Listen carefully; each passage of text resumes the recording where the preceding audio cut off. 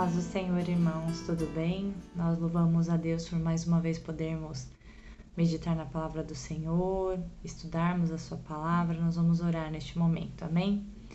Senhor Jesus, nos colocamos diante da tua presença, ó Deus, te agradecemos, ó Pai, pela tua palavra, Senhor, que, ó Pai, aquilo, Senhor, ó Deus, que tu deste a nós, Senhor, para, ó Pai, aprendermos de ti, Senhor, ó Deus, para, ó Pai, sermos, Senhor, ó Deus, filhos, ó Pai, ajuda-nos, Senhor, nesta meditação, neste estudo, Senhor, abençoa a minha vida, Senhor, aqueles, Senhor, ó Deus, que, ó Pai, ouvirão, participarão, Senhor, estende a tua mão de poder, Senhor, e que possamos, ó Pai, comer da tua palavra neste dia, Senhor. Nós te agradecemos, em nome de Jesus, amém. Então, nós vamos falar um pouquinho sobre o livro de Números, que, né, no hebraico, né, nós já estudamos um pouquinho também sobre isso, se chama No Deserto, e é o nome da nossa aula. O nosso versículo, na verdade, versículos-chave, se encontram lá em Números 14, de 20 a 23, e nós vamos ler. E disse o Senhor, conforme a tua palavra lhe perdoei. Porém, tão certamente como eu vivo, e como a glória do Senhor encherá toda a terra, e que todos os homens que viram a minha glória e os meus sinais, que fiz no Egito e no deserto, e me tentaram estas 10 vezes, e não obedeceram à minha voz, não verão a terra de que a seus pais jurei, e nenhum daqueles que me provocaram a verá. Então, irmãos, nós vamos iniciar este estudo. Nós vemos lá, né, esses dados, né, de escritura do livro. Quem é o autor é Moisés, nós já lemos lá no versículo 1 que diz: falou mais o Senhor a Moisés no deserto de Sinai, na tenda da congregação, no primeiro dia do segundo mês, no segundo ano de sua saída da terra do Egito, dizendo. Então, esse primeiro versículo nos dá informações importantes sobre essa datação do livro, né? Então, nós vimos, né, que é Moisés, ele escreveu os primeiros 5 livros da Bíblia, né, a chamada Torá. O período de escrita foi entre 1450 e 1410 a.C. E nós vimos, né, nesse versículo, que esse período foi, né, existe o dia, né, exato, o primeiro dia do segundo mês, no segundo ano da sua saída da terra do Egito. O nome em hebraico deste livro é Bamidbar, que significa no deserto. São as primeiras palavras aí do livro, né, no hebraico. E aí, quando houve a tradução do Antigo Testamento para o grego, a chamada Septuaginta, o nome dado foi aritmoi. Nós lembramos aí da aritmética, né? Que significa números. Então, para nós, né, na língua portuguesa, o nome do livro ficou Números. E por que Números? Porque esse livro da Bíblia apresenta muitas coisas, nós vamos ver, né, mas ele apresenta muitos números, né? O censo que foi feito, né, a sequência desse versículo que nós acabamos de ler, mostra o Senhor ordenando o censo, que o povo de Israel fosse contado. Então, chama a atenção os números, né, nesse livro. E por isso foi dado o livro de Números. Ao mesmo tempo, o nome No Deserto nos dá aí o contexto onde esses números, né, foram tirados, né, onde esse censo foi feito. Um período de 40 anos que esse povo passou no deserto. Então, uma localização geográfica desse livro. Amém? Nós vemos aqui, né, o esboço do livro e existem muitas formas de dividirmos, né, os livros e nós fizemos essa divisão para mostrar um pouquinho desse deslocamento do povo de Israel no deserto, né? Então, esse primeiro pedacinho, né, o primeiro trecho, né, no deserto do Sinai, estão nos capítulos de 1 a 9, então nós vemos censo, a organização do povo assentado e em marcha, a tribo de Levi, a organização no serviço no tabernáculo. No segundo momento, do 10 ao 19, nós vemos a saída do Sinai e o caminho para Cades Barneia. Então, nós vemos o início da marcha, os 70 anciãos que são escolhidos para dividir a carga com Moisés, as murmurações do povo, Miriam e Arão, que também murmuram, nós vamos ver um pouquinho, os 12 espias, né, os príncipes, né, que foram escolhidos, né, os espias, o relatório desses espias, a incredulidade do povo e a punição que eles receberam do Senhor. A terceira parte, de Cádiz para Moabe, eles saem de Cades Barneia e vão para Moabe. Nós encontramos esse trecho lá de 20 a 36. Então, nós vemos, né, uma das coisas que nós vemos aí é a rebelião de Coré, Datã e Abirão, e On também, a confirmação do sacerdócio de Arão e a morte de Arão e de Miriam também acontece nesse trecho. E as águas de Meribá também, né, quando o povo murmura por água e Moisés fere a rocha. E o quarto, né, a quarta parte, a nova geração e o novo censo, que nós encontramos a partir do capítulo 26. Então, nós vemos além do censo, né, da nova geração, a repetição de algumas leis referentes à herança, a ordem das ofertas e festa, a lei dos votos, a indicação de Josué, a ultimação de militar liderada por Moisés, o início da conquista, que começa aí antes, né, deles passarem o Jordão, a instrução para a posse e divisão da terra, a cidade e a herança das mulheres. Cidades e heranças das mulheres. Então, esse foi a forma que a gente escolheu para dividir esse livro. Como eu disse, existem muitas maneiras de divisão, mas para um modo de organização, nós achamos melhor dessa forma. Existem muitas coisas a serem estudadas no livro de Números, irmãos. Existem coisas que nós já vimos muitas vezes, né? E nesse estudo, né, curto, nós vamos ver um pouquinho, algumas nuances, alguns detalhes, né, desse livro tão rico que é o livro de Números, amém? Quem são os principais personagens desse livro? Então, nós temos Moisés, que é o autor do livro e líder do povo de Israel, levantado por Deus para esta obra. Ele conduziu o povo, mas não pôde entrar na terra prometida. Nós vemos isso lá, né, em Números 27, de 2 a 13. Quando o Senhor dá a instrução para Moisés, mas essa proibição acontece um pouquinho antes, lá no 21. Arão, que é o irmão de Moisés e o primeiro da linhagem de sacerdotes da tribo de Levi, tendo seu sacerdócio confirmado pelo Senhor em Números 17, de 1 a 13. Ali, quando Coré, Datã, Abirã e On murmuraram contra a liderança, né? Murmurou contra Moisés e foi repreendido por Deus. Essa passagem também nós veremos um pouquinho.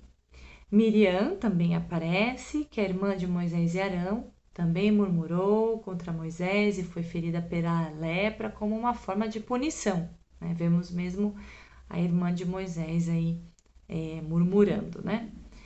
Josué, que é o assistente de Moisés desde o Êxodo, e ele vai ser designado lá no final, né, como sucessor de Moisés e líder do povo de Israel na conquista da Terra Prometida. Um líder levantado pelo Senhor. Coré, Datã, Abirã e On rebelaram-se contra o Senhor quando eles duvidaram do sacerdócio de Arão e da liderança de Moisés, e eles foram punidos por causa disso. Foram punidos com uma praga muito grande, diz a palavra do Senhor, lá em Números 17. E Balaão e Balaque, né? Balaão era um profeta ímpio, né? E foi impedido pelo próprio Senhor de amaldiçoar o povo de Israel. Balaque o contratou, né, para amaldiçoar o povo de Israel, e o Senhor o impediu de amaldiçoar esse povo, que era o povo escolhido de Deus, né? um líder, né? Um líder ímpio chama um profeta ímpio para amaldiçoar o povo, mas o Senhor não permite. Aliás, ele declama bênçãos para este povo, né? E Balaque fica muito irado. Porém, como ele não consegue amaldiçoar o povo, ele ensinou Balaque a corromper o povo de outra forma, como uma forma de vencer esse povo. Essa história se encontra em Números 22, de número 22 e número 24. Amém? Bom, então nós partimos aí para o início, né, do livro, que é a ordenança do censo, né? O censo é a contagem do povo. Hoje em dia nós, nos últimos meses, nós ouvimos um pouco de notícias a respeito, né, do censo que é feito em todos os países, né? Até hoje, como uma forma de conhecer a população, buscar características, mas nesse momento o Senhor ordenou que se contassem os homens acima de 20 anos dentre o povo de Israel. Então nós vemos lá em Números 1, de 16 a 19, o texto que diz: Estes foram os chamados da congregação, os príncipes das tribos de seus pais, os cabeças dos milhares de Israel. Então Moisés e Arão tomaram estes homens, que foram designados pelos seus nomes, e tendo ajuntado toda a congregação no primeiro dia do mês segundo, declararam a descendência deles, segundo as suas famílias, segundo a casa de seus pais, contados nominalmente de 20 anos para cima, cabeça por cabeça, como o Senhor ordenara a Moisés, assim os contou no deserto do Sinai. Então, nós vemos nesse trecho algumas coisas muito importantes, né? Vimos que a partir dos 20 anos que eles são contados, a tribo de Levi não entra nesse censo, porque a tribo de Levi é aquela tribo separada para o serviço do Senhor. Os primogênitos, né, do povo de Israel são ali representados diante do Senhor pela tribo de Levi, então eles não são contados neste censo. E essa idade, a partir dos 20 anos, né, é um censo, e toda essa parte do livro tem uma linguagem muito militar. Então, são homens capazes de ir para a guerra, né? E aí a gente vê algumas coisas muito importantes, né? Ele ordena os príncipes e ele chama pelo nome, né? É algo maravilhoso ver o cuidado de Deus e a escolha de Deus pelo nome. Ele nos conhece pelo nome. E a sequência desse texto mostra, né, que ele designa a idade, ele chama as famílias, né, declara a descendência, declara as famílias, né? Então nós vemos que as famílias são contadas para fazer a obra de Deus. Não se faz a obra de Deus sozinho. A obra de Deus é formada por famílias, famílias cheias do poder de Deus, famílias alcançadas pelo Senhor que realizam a obra de Deus. Amém? E então, nós vemos aqui, com toda essa contagem que foi feita, né, como ficou a disposição e a organização militar das tribos. Isso está lá em Números 2, de 1 a 34. O nosso pastor Everton fez esse gráfico que nos ajuda a ver bem como é que ficou a disposição, porque a disposição e a contagem, o Senhor não somente mandou contar, mas ele falou exatamente qual era a posição que cada tribo iria ocupar no assentamento. Então, o tabernáculo nós vemos que está no centro, as tribos estão ao redor do tabernáculo, mas cada tribo tem o seu lugar específico, um lugar específico de assentamento e de marcha. Essas palavras também estão ali nesse trecho, amém? Então, o Senhor ordena não somente a forma como eles vão ficar assentados, mas a forma como, na hora que a nuvem se levantar, que era o momento que o Senhor mostra que era o momento de caminhar, na hora que a nuvem se levantasse e fosse o sinal do momento de levantar acampamento e marchar, existia uma ordem. Quem era a primeira, quem era a última, o Senhor foi colocando cada detalhe.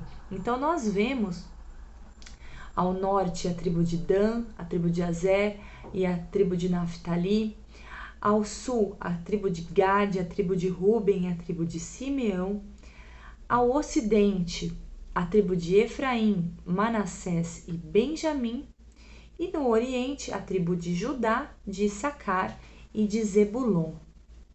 Então, o total do primeiro censo foi de 603.550, dentre aqueles que não são levitas. Amém? Depois, o Senhor manda também contar os levitas a partir de um mês para cima. E o total de número de levitas é 8.580. E então, eles mostram, né, aqui no gráfico, nós podemos ver qual é também a disposição dos levitas ao redor do tabernáculo. Então, dos filhos de Merari ali na parte, né, norte, os de Gerson na parte ocidental, os de Coate na parte sul. Moisés, Arão e os sacerdotes ficam voltados para o oriente. Amém? Então, nós nos lembremos desses números, porque eles vão ser importantes para a gente ver o número do segundo censo, os números do segundo censo para nós compararmos. Mas é algo maravilhoso, porque nós vemos, irmãos, quantas pessoas, era muita gente em volta desse tabernáculo de uma maneira muito organizada e no meio do deserto, que era um lugar muito ermo. Então nós vemos todo esse cuidado, esse zelo e esse amor do Senhor pela sua obra. O Senhor é um Deus organizado, um Deus de santidade, é tudo feito em ordem, com decência e ordem. Amém? Aí nós temos a ordenança dos levitas, e nós vamos ler Números 3, de 12 a 13.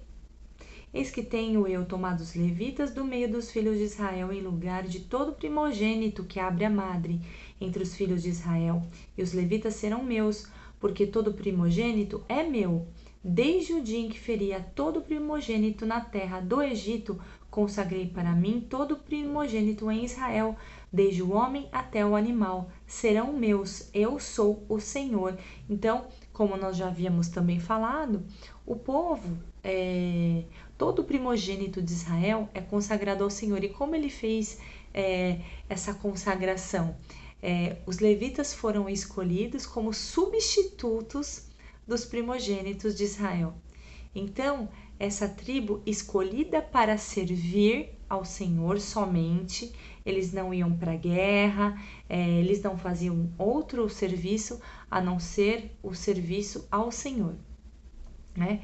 E algo maravilhoso que nós temos também, irmãos, na versão da Bíblia hebraica, nós lemos lá em Números 18, 17, finalzinho do versículo, o Senhor diz assim: dei o serviço de vosso sacerdócio como dádiva a vós.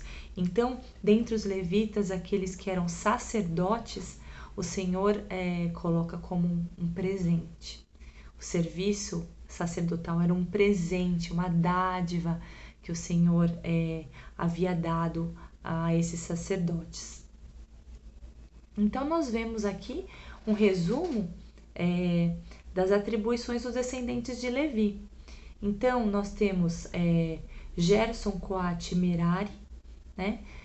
Os príncipes de cada tribo, o serviço que cada um fazia no tabernáculo, né?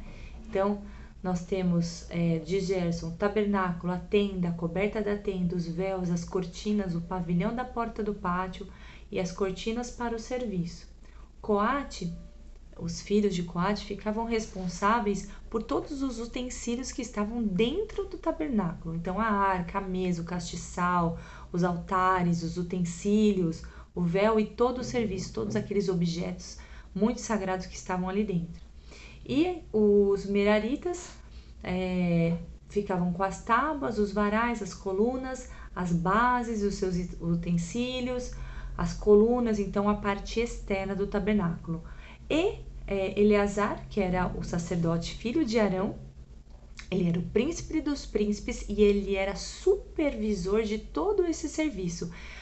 Dentre os coatitas, aqueles que estavam dentro do tabernáculo,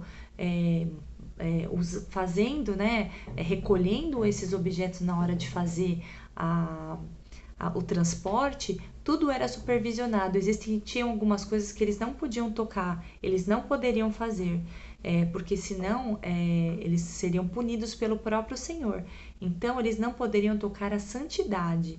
Isso é algo bem importante que aparece nesse momento, né? Quem toca a santidade do Senhor recebe uma punição muito séria. E aí, em Eleazar, né, nós vemos aí, ele cuidava também do azeite, do incenso, das ofertas de manjares e do óleo da unção. E a parte de baixo aí da nossa tabela, a localização, né, que nós já vimos ali no gráfico, né? Ocidente, sul, norte e o oriente, né? Eleazar junto com Moisés e Arão. E a partir desse momento, o povo recebe as instruções, né? Todas as instruções, existiam as trombetas também que deveriam ressoar de uma forma específica para cada momento, a hora de assentar-se, a hora de marchar, né?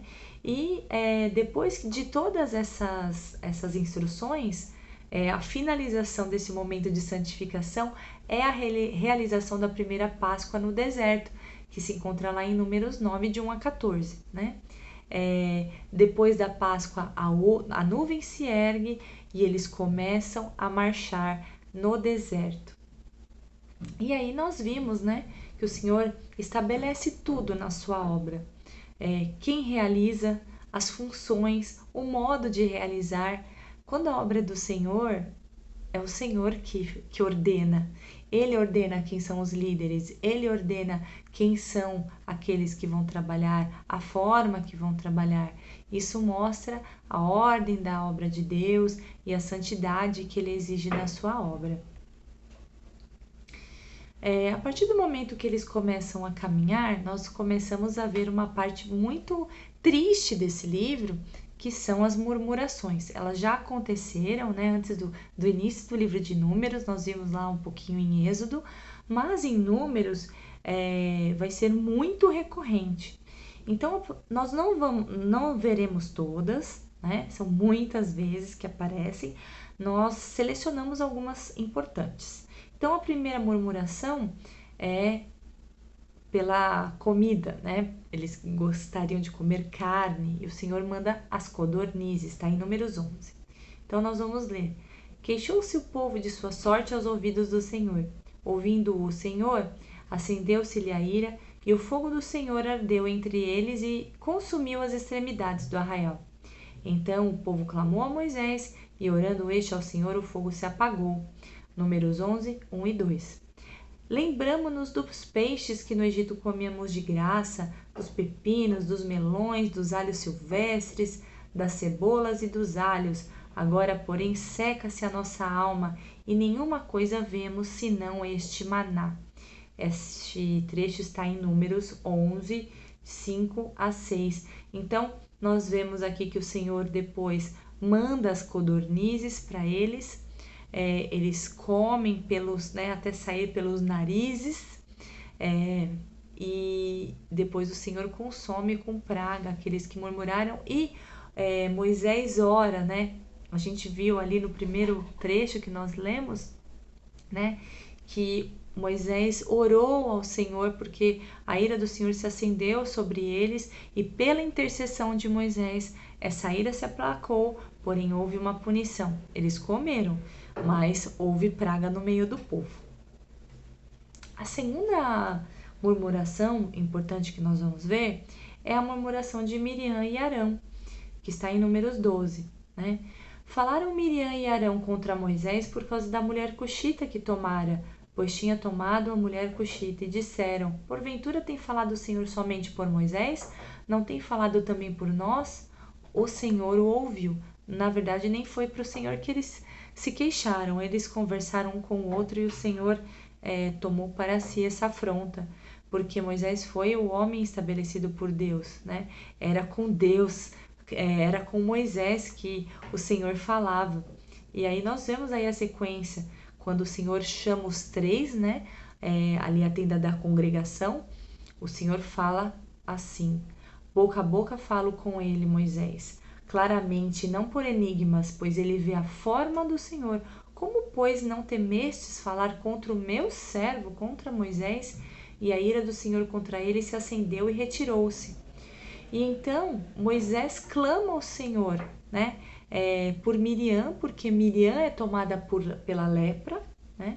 E a lepra é uma doença mortal, uma doença muito contagiosa, ela teria de ser todo leproso, né? Deveria de ser afastado da tenda, da convivência social, e era uma doença muito séria e vista de uma maneira muito ruim.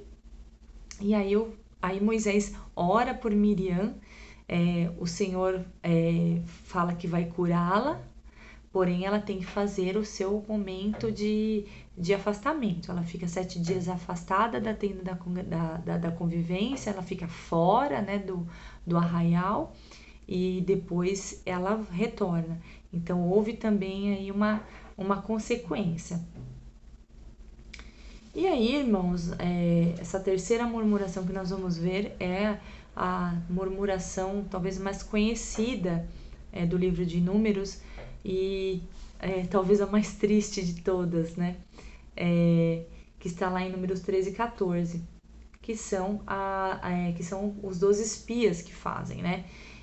São enviados para a terra para verem, né? Para tentarem estudar este território que vai ser possuído, porém o relato que eles trazem é um relato muito ruim.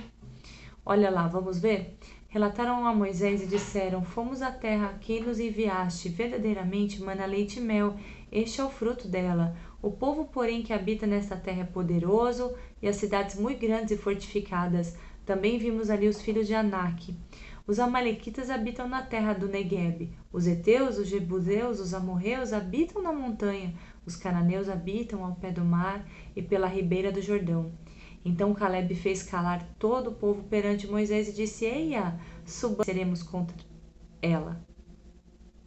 Porém, os homens que com ele tinham subido disseram: não poderemos subir contra aquele povo, porque é mais forte do que nós. E diante dos filhos de Israel infamaram a terra que haviam espiado, dizendo: a terra pelo meio da qual passamos a espiar é terra que devora os seus moradores, e todo o povo que vimos nela são homens de grande estatura.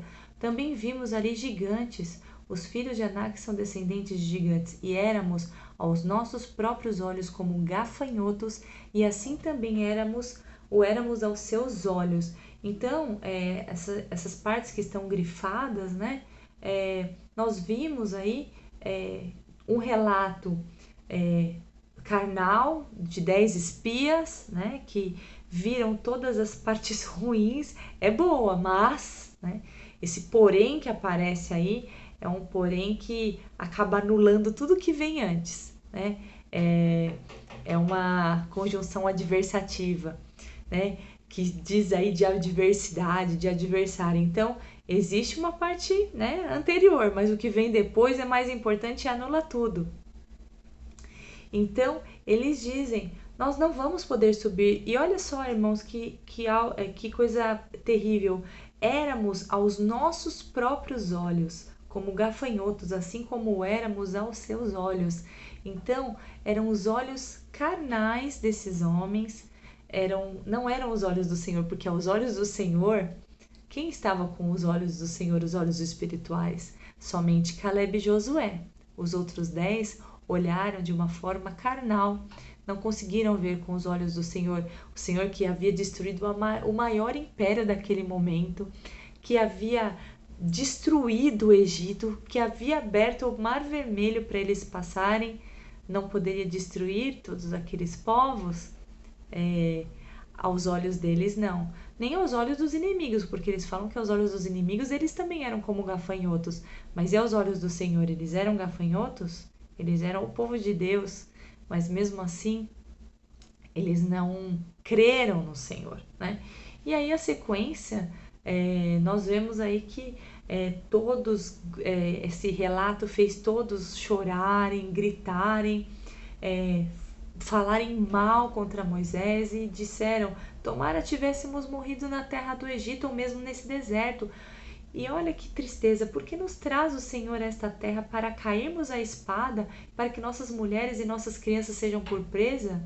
Não seria melhor voltarmos ao Egito? E diziam uns aos outros: levantemos um capitão e voltemos para o Egito. Então Moisés e Arão caíram sobre seu rosto perante a congregação dos filhos de Israel. É algo terrível, irmãos. É muito triste nós vermos isso, né? Quiseram voltar para o Egito, eles clamaram no Egito. O Êxodo, né, o início do livro de Êxodo, nos mostra aquele povo que clamava pelo seu Deus. Mas mesmo assim, irmãos, eles esqueceram de todas as bênçãos que eles viram e de todos os milagres e quiseram voltar para essa terra. Então nós vemos que aqueles dos quais eles temiam que fossem devorados no deserto, as crianças, as mulheres, o Senhor diz que são aqueles que vão herdar a terra, né? E os cadáveres daqueles homens iriam se consumir no deserto. Depois de tudo isso que o Senhor falou, eles falam que não, que eles se arrependeram, eles tentam subir, e o Senhor fala: eu não vou estar com eles. Fale para eles não subirem, mesmo assim eles sobem e são derrotados. Então nós vemos, né, em todas esses momentos, né, que o Senhor não passa por cima do pecado. Há uma intervenção de Moisés, mas existe uma consequência. E aqueles homens não criam no Senhor, né? Eles viram todos os milagres que o Senhor fez no Egito, viram todas as maravilhas que o Senhor fez no deserto, porque eles já estavam no deserto ali, já fazia um ano, mais de um ano, e mesmo assim eles não creram que o Senhor poderia dar aquela terra a eles. E então o Senhor diz, né, que eles ficarão ali no deserto, sendo disciplinados, recebendo o ensino do Senhor, até que a nova geração começasse a ser formada. Nós vamos ver daqui a pouquinho, amém? E aí nós vemos nesse mapa essa possível rota que o povo de Israel fez, né, até chegar ali, né? Então, assim, a gente vê ali a passagem ali, né, um pedacinho ali perto do deserto de Etã, ali a passagem pelo Mar Vermelho, descendo para Mara, onde houve as águas amargas, né? Descem ali perto do Monte Sinai, vão subindo, até chegar ali em cima onde nós vemos aquele retângulo azul, em Cades Barneia, que é onde acontece esse episódio, né? De onde os espias são enviados para espiar a terra. E aí eles acabam indo depois eles ficam rodando esse deserto, né? Eles ficam rodando ali, vão para Moabe. Nós vemos aí tantas flechinhas ali nesse pedacinho, né? Onde tem a Cades Barneia, sobe, desce. Então, uma rota que poderia ser muito mais rápida, né? Acabou durando 40 anos por causa desse pecado de incredulidade, né? É um pecado de incredulidade que o povo cometeu. Após esse episódio, nós temos ainda um outro pecado, né? Que é cometido por Coré, Datã, Abirã e On. Um era levita, os outros 3 rubenitas, né? Mas eles reivindicaram que todo o povo era santo, não só Moisés e Arão tinham essa santidade, não somente os sacerdotes, né? Mas todo o povo era santo. E eles colocam a autoridade, né, de Moisés e principalmente de Arão à prova ali naquele momento. O Senhor prova, né, a vara de Arão floresce, esse momento também maravilhoso, né, onde são colocadas as 12 varas das 12 tribos e a vara de Arão floresce, né, e aqueles homens também são duramente punidos pelo Senhor por terem duvidado dessa autoridade. E aí, nós vemos em esses episódios, né? A gente não viu todos os episódios de murmuração, mas o que acontece em todos eles, nós vemos o pecado, a ira de Deus se manifestando, e nós vemos, né, que o salário do pecado é a morte, é um versículo que nós conhecemos muito. Moisés intercede, a ira do Senhor se aplaca, e aí a gente tem a consequência do pecado, não mais a morte, mas uma disciplina de Deus, né? E é impossível a gente não ver nessa intercessão de Moisés, né, que aplaca a ira de Deus, uma figura do Senhor Jesus, né? Aquele que é o nosso advogado, né? Segundo João, fala isso. João fala, né, em uma de suas cartas, isso, que o Senhor é o nosso advogado, ele morreu no nosso lugar e por causa da morte do Senhor, né, por causa dessa morte, a ira do Senhor é aplacada do nosso pecado, em função do nosso pecado. Então, Moisés aparece não somente como uma figura de Cristo do ponto de vista dessa libertação, né, do Egito, mas também em Números ele aparece como esse homem que se compadece do povo e fala também: Senhor, se nós somos consumidos, os povos inimigos dirão que o Senhor não foi capaz de tirar-nos do deserto, né? E ele intercede pelo povo, se importa com a glória do Senhor e o Senhor ouve Moisés, né? Então é maravilhoso ver Moisés como um tipo de Cristo também nesse aspecto. E aí nós vemos a nova geração. E aí o que aconteceu, né, durante todo esse tempo? Temos a morte de Miriam, temos a morte de Arão, temos outros episódios de murmuração, temos algumas lutas com alguns povos, mas alguns estudiosos dizem, né, que esse lapso temporal até esse novo recenseamento, né, que aparece, né, a partir lá do capítulo 26, esses 38 anos foram tão repetitivos que Moisés não relatou. Então é algo também para nós pensarmos, né? Quanto tempo eles ficaram rodando ali no deserto? Quanto tempo perdido, né? Até que toda aquela geração se consumisse e a próxima geração pudesse ser contada a partir dos 20 anos, como foi a primeira, né? E aí, irmãos, no segundo censo, nós não vamos ler, né? Mas é interessante nós vermos aquele primeiro número, né? O primeiro número, lá de Números 1, foi de 603.550. O segundo censo mostra um total ali no versículo 41 de 601.730 e uma diferença de 1.800 pessoas entre o primeiro e o segundo censo, né? Nesse período, aproximadamente 1 milhão, mais de 1.200.000 pessoas morreram no deserto, porque nós estamos falando aqui dos homens acima de 20 anos, sem contar mulheres e crianças, né? Então, isso mostra um milagre muito grande de Deus, porque o Senhor conseguiu conservar todas essas pessoas, Ele conseguiu conservar o seu povo num ambiente hostil, num ambiente muitas vezes contrário à vida, mas um povo de mais de 1 milhão de pessoas foi conservado ali no deserto, amém? E aí nos episódios finais nós vemos os últimos momentos de Moisés ali nesse livro, né? As instruções que ele dá, as instruções de algumas festas, a última inventiva militar, né, do povo sob a liderança de Moisés, as instruções para a posse da terra prometida e a regra para divisão.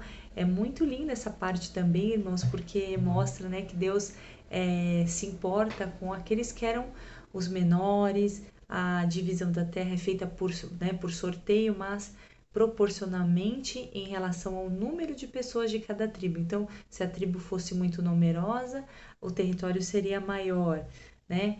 Se menos pessoas, o território menor. Então, o Senhor vai mostrando esse cuidado, né? Moisés lembra também de toda a trajetória no deserto. Ruben, Gade e metade da tribo de Manassés reivindicam a posse da terra antes da terra do Rio Jordão, se comprometendo a lutar com seus irmãos, né, nas batalhas depois da travessia do Jordão na Terra Prometida, e o Senhor concede isso a eles, né? O estabelecimento da cidade dos levitas, das cidades de refúgio para aqueles homens que cometessem um assassinato sem dolo, né, para eles poderem se abrigar ali daqueles que seriam aqueles que queriam defender, né, a pessoa que faleceu, e a herança das mulheres que não tinham irmãos também. Nós vemos nesses capítulos. E algo que aparece um pouco antes, mas nós vamos deixar aqui para o final, é a sucessão de Moisés. Porque Moisés pede ao Senhor, quando o Senhor chama Moisés para mostrar-lhe a terra prometida, né? Ele fala, olha, você não vai passar, mas eu vou te mostrar. Então ele sobe ao monte e Moisés, o que Moisés fala ali para ele? Ele fala, Senhor, Deus dos espíritos de toda a carne, põe um homem sobre esta congregação que saia diante deles, que entre diante deles, que os faça sair, que os faça entrar, para que a congregação do Senhor não seja como ovelhas que não têm pastor. Então, que bênção, irmãos, Moisés ali preocupado com a continuidade da obra, né? E qual é a resposta do Senhor a ele? Então, o Senhor fala, toma Josué, filho de Num, homem em que há o Espírito, impõe-lhe as mãos e apresenta-o perante Eleazar, o sacerdote, perante toda a congregação. Dá-lhe à vista deles as tuas ordens, põe sobre ele a tua autoridade, para que eu lhe obedeça, toda a congregação dos filhos de Israel. E aí ele vai falando, né, que ia apresentar diante do sacerdote. Então, nós vemos, né, a presença de Josué ao lado de Moisés desde o Êxodo, e o Senhor já preparando esse homem para poder servir, né, ao lado de Moisés, mas também preparando para o momento em que Moisés partiria. Então o Senhor escolhe os seus servos, escolhe e determina a obra sobre as suas mãos. Então, irmãos, já concluindo nossa aula, quantas lições nós podemos tirar deste livro tão rico, em que há passagens muito difíceis, muito tristes, mas ao mesmo tempo nós vemos tantas coisas maravilhosas que o Senhor fez, né? Então nós vemos essa perfeição de Deus mostrada ali no tabernáculo, na ordem do povo. O Senhor estabelece tudo na sua obra. Quando a obra é de Deus e existem homens de Deus atentos à voz do Senhor, é o Senhor que manda na obra, não é o homem, né? O cuidado do Senhor pelo seu povo, sobre os seus servos, todo o cuidado de Deus sobre aqueles homens no deserto que foram preservados, né? A santidade necessária para andar com o Senhor, as consequências da incredulidade. Vimos que o salário do pecado é a morte. Alguns homens morreram de praga, na verdade milhares morreram, né, por causa do pecado. No entanto, o Senhor não destruiu todo o povo. Pela intercessão de Moisés, o Senhor preservou o povo. Eles aprenderam, né, tiveram a disciplina sobre o pecado, mas é algo para nós pensarmos, né, na nossa vida. E a fidelidade do Senhor, e o Senhor é um Deus de milagres. porque aquele lugar onde eles estiveram durante quase 40 anos, na verdade foram 40 anos, né? Era um lugar muito hostil à vida, mas mesmo assim, Deus fez pelo seu povo, Deus preservou o seu povo e fez com que ele se multiplicasse e o preparou para poderem adentrar a terra prometida, uma terra que deveria ser possuída, mas conquistada, né? Era uma conquista, haveria uma luta que não é só uma luta física, é uma luta espiritual também. Então, esse povo estava sendo ensinado a andar com Deus ali naquele deserto, né? E é algo maravilhoso para nós neste momento também. Amém, irmãos? Glória a Deus por todas as coisas, pela sua palavra, e nós vamos orar para encerrar. Senhor Jesus, nós te louvamos, te agradecemos por tudo que o Senhor tem nos ensinado. Ajuda-nos, ó Deus, a caminharmos contigo, a crermos em ti, Senhor, ainda que haja dificuldades, mas, ó Pai, que nós creiamos naquele que é o Deus Todo-Poderoso, que é o Deus que nos salvou, ó Pai, e que tem todo o poder de nos conservar, de nos dar vitória, de nos conduzir em triunfo, Senhor. Nos ajuda, dá-nos da tua bênção e fica conosco, Senhor. Nós oramos em nome de Jesus. Amém. Glória a Deus por todas as coisas. Nós cumprimentamos os irmãos com a paz do Senhor Jesus. Glória a Deus.